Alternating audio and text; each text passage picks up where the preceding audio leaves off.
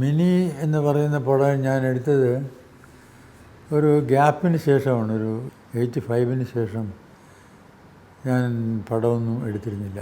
അപ്പോൾ അങ്ങനെ ഇരിക്കുമ്പോഴാണ് ഡയറക്ടർ അമ്പിളിയുടെ ഒരു പടത്തിൻ്റെ ഷൂട്ടിങ്ങിനായിട്ട് ഞാൻ തൃശ്ശൂർ പോയി.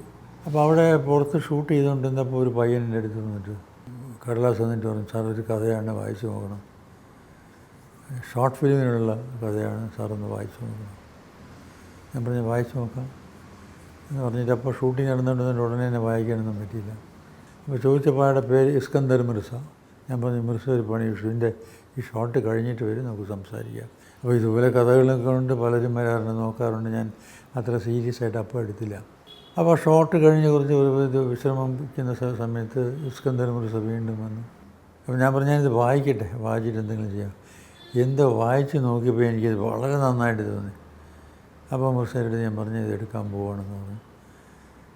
ട്രിവാൻഡ്രത്ത് വന്നാൽ നമുക്ക് വേണ്ടി ചെയ്യാം. ഒരു പണി, ഇതിൻ്റെ സ്ക്രിപ്റ്റ് അപ്പോൾ മിർസ എഴുതിയിരുന്നില്ല, ജസ്റ്റ് കഥ മാത്രമേ ഉണ്ടായിരുന്നുള്ളൂ. സ്ക്രിപ്റ്റ് പോലെ എഴുതിക്കൊണ്ട് വരൂ, അത് കഴിഞ്ഞിട്ട് നമുക്ക് വേണ്ടി ചെയ്യാം എന്ന് പറഞ്ഞിട്ട് പിന്നെ അയാൾ തന്നെ പോയിട്ട് അതിൻ്റെ സ്ക്രിപ്റ്റ് പോലെയൊക്കെ എഴുതിക്കൊണ്ട് വന്ന് പിന്നെ വന്നപ്പോൾ കുറേ കറക്ഷനൊക്കെ ഉണ്ടായിരുന്നു.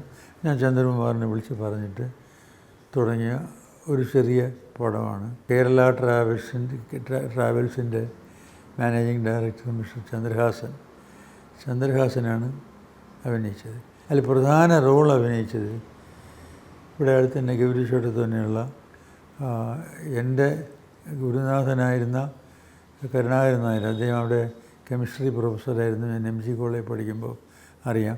അപ്പോൾ അദ്ദേഹത്തിനൊരു കൊച്ചുമോളുണ്ടെന്നറിയാം. അപ്പോൾ ഈ കൊച്ചുമോളെയും കൊണ്ട് കൊച്ചുമോളുടെ അമ്മ വന്നിരുന്നു. കാരണം അവർ ഡാൻസറാണ്. അവർക്ക് ഡാൻസിൽ എന്തൊക്കെ ചെയ്യണമെന്ന് ആഗ്രഹമുണ്ടപ്പോൾ അവരുടെ ആവശ്യത്തിന് വേണ്ടി വന്നപ്പോഴാണ് ഞാൻ ഈ കുട്ടിയെ ശരിക്കും കാണുന്നത്. അപ്പോൾ ഒരു പണി, അമ്മയുടെ കാര്യം പിന്നെ ആലോചിക്കാം, നമുക്ക് ഈ കുട്ടിയെ എനിക്കൊരു ചെറിയ പടം എടുക്കാനുണ്ട്, അഭിനയിക്കുമെന്ന് ചോദിച്ചു. നോക്കാമെന്ന് പറഞ്ഞു. അങ്ങനെയാണ് മിനി അഭിനയിക്കാൻ വന്നത്. അത് അഭിനയിച്ച് തുടങ്ങിക്കഴിഞ്ഞപ്പോൾ ഷി വാസ് വണ്ടർഫുൾ. നന്നായിട്ട് അഭിനയിക്കുന്നുണ്ടായിരുന്ന കുട്ടി. അതിനെ കുറേയൊക്കെ ഗൗരീക്ഷേത്രത്തിൽ വീട്ടിൽ വെച്ചെടുത്തു, കുറേ സ്കൂളിൻ്റെയൊക്കെ സരസ്വതി വിദ്യാലയത്തിൽ വെച്ചെടുത്തു. ഇത് ഡയറക്റ്റ് ചെയ്തത് ചന്ദ്രകുമാറായിരുന്നു.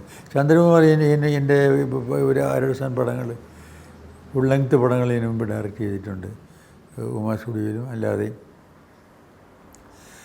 ചന്ദ്രകുമാറിൻ്റെ അനിയൻ സുകുമാറായിരുന്നു എൻ്റെ ക്യാമറാമാൻ. എന്തോ പടം ക്ലിക്ക് ചെയ്തു, അവിടെ പോയിട്ട് ഇന്ദിരാഗാന്ധി അവാർഡ് ഫോർ സോഷ്യൽ വെൽഫെയറോ അതെന്തോണ് കിട്ടിയത്. അതാണ് മിനിയുടെ കഥ. അത് ചിൽഡ്രൻസ് ഫിലിം സൊസൈറ്റി എന്ന് സജീവമായിരുന്നു.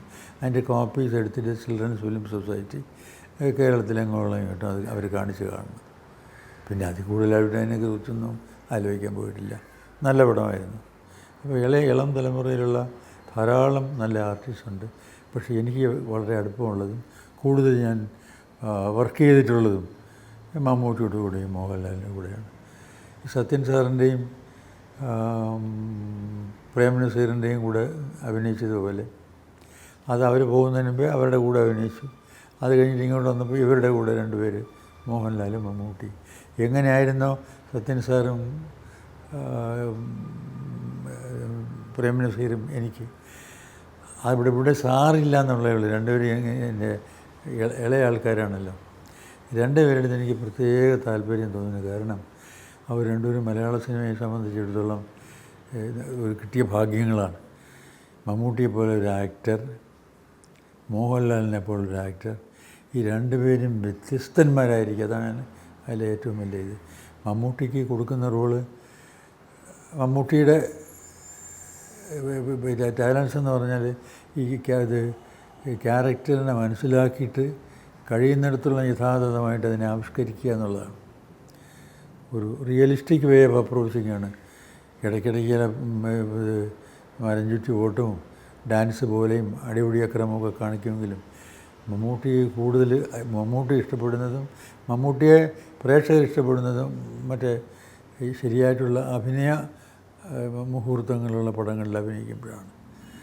അപ്പോൾ അങ്ങനെ ആ രീതിയിൽ മമ്മൂട്ടി ഒരു സീരിയസ്, ഒരു റിയലിസ്റ്റിക് സീൻസിനും അതിനുമൊക്കെ താല്പര്യം കാണിച്ചിരുന്നപ്പോൾ മോഹൻലാൽ ഇതിനെല്ലാം മോഹൻലാൽ എന്തായിരുന്നു ഏത് വേഷം കൊടുത്താലും ചെയ്യാൻ സാധിക്കുന്ന ഒരു ആർട്ടിസ്റ്റാണ് മോഹൻലാൽ.